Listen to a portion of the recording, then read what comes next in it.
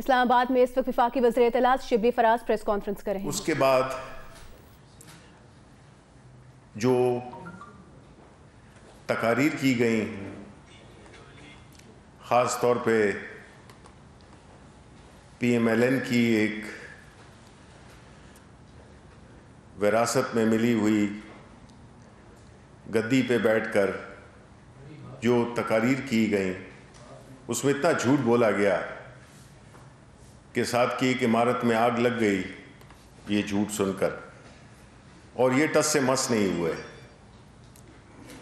اگر آپ نواز شریف کی پچھلی 40 سالہ سیاست کو دیکھیں تو جتنے بھی غیر جمہوری کام ہوئے ہیں اس میں آپ نواز شریف کو مرکزی کردار کے طور پہ سامنے آئیں گے، چاہے وہ محمد خان جنیجو کے پیٹ میں چھرا گھونپنا ہو، چاہے وہ چھانگا مانگا میں ممبران کا خرید و فروخت ہو، چاہے وہ مہران بینک کا سکینڈل ہو، چاہے وہ بے نظیر کی حکومت کو ہٹانا ہو، اسامہ بن لادن سے پیسے لینے ہوں، ان ساری چیزوں میں آپ نواز شریف کو ایک مرکزی کردار کے طور پہ ابھریں گے۔ اور یہ بات کھل کر سامنے آئی ہے کہ آج وہ جو زبان استعمال کر رہے ہیں یہ ان کے والد صاحب کی یاد دلاتی ہے، جو 90 کی دہائی میں، جس میں کہ خواتین کو بھی نہیں چھوڑا گیا۔ آج بڑے افسوس کا دن ہوگا ذوالفقار علی بھٹو صاحب کے لیے جب وہ ان کا یوم تاسیس پہ اسٹیج پہ وہ لوگ بیٹھے ہوئے تھے جنہوں نے کہ ان کو پھانسی کے پھندے تک پہنچایا۔ وہ اس بات پہ نالاں ہو گئے کہ آج ان کی پارٹی ایک قومی پارٹی سے سکڑ کر ایک علاقائی جماعت بن گئی ہے۔ جہاں تک کہ مولانا فضل الرحمان کا تعلق ہے تو وہ تو اب ایک 12ویں کھلاڑی بن چکے ہیں، ان سے تقریر کرائی جاتی ہے، وہ دھمکیاں بھی دیتے ہیں اور وہ اسلام آباد پہ دھاوا بولنے کی بھی بات کرتے ہیں۔ ایک مذہبی رہنما ہونے کی حیثیت سے، یا میں یہ کہوں گا کہ وہ سیاستدان جس نے کہ مذہب کا لبادہ اوڑھا ہوا ہے،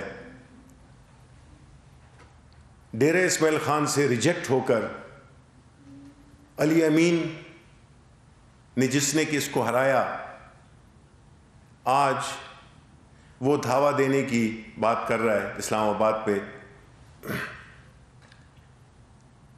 یہ وہی مولانا فضل الرحمان ہے جنہوں نے کہ پچھلے سال بھی اسلام آباد پہ ایک اٹیک کیا تھا جس میں کہ پیپلز پارٹی اور نون لیگ دونوں نے ان کو دغا دیا، اور وہ ناکام ہو کر واپس چلے گئے، اور انہوں نے یہ عندیہ دیا کہ مارچ تک حکومت بدل جائے گی۔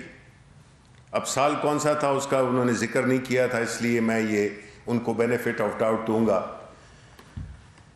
دیکھیں، موجودہ حالات میں جس میں کہ ملک ایک ایسی، بلکہ ملک کیا بلکہ عالمی سطح پر ایک وبا نے اپنی لپیٹ میں لیا ہوا ہے ساری دنیا کو، جس کامیابی سے ہم پہلی لہر میں کامیاب ہو کر نکلے، جس میں کہ وزیر اعظم صاحب کی یہ اسٹریٹجی کہ روزگار بھی بچانا ہے اور لوگوں کی جانیں بھی بچانی ہیں، جس کی عالمی سطح پر پذیرائی ہوئی۔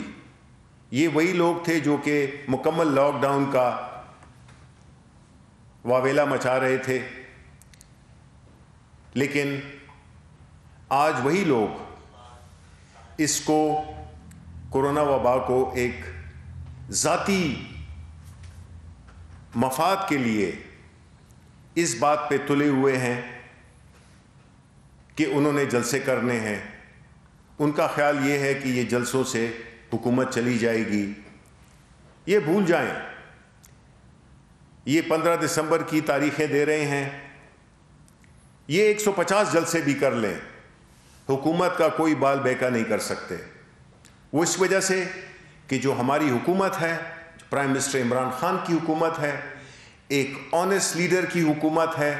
یہ وہ حکومت ہے جس کو کہ عوام نے منتخب کیا, نہ صرف اپنے ووٹ دے کر بلکہ آج بھی وہ عمران خان کے پیچھے سیسا پلائی ہوئی دیوار کی طرح کھڑے ہیں.